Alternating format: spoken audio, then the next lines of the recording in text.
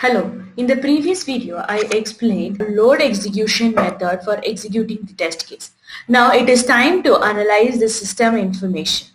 Just to have a better demo visualization, for this video I have executed one more test case, but you can visualize for one test case at a time too. Now we will visualize two test cases where one test case will be the test case that is executed in the previous video. To analyze the results of the executed test case, click on the Analyze Results button. From the pop-up, click on For API button. It will open Kibana in a new tab in 30 seconds.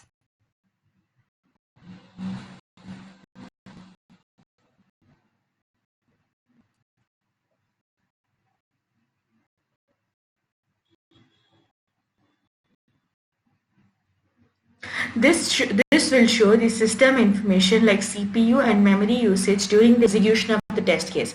At first, it may not display the chart, but it will get auto-refreshed for 4 times in a time interval of 30 seconds for the first 2 minutes. After refreshing, the charts will come automatically.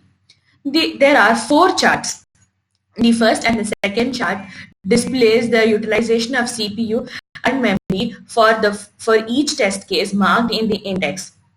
The third and the fourth one displays the utilization of CPU and memory at regular intervals in the form of bar graph and line graph for each test case marked in the index. With this analysis, the process of testing a test case gets completed. To post your projects, visit our website TestOnNeed.com.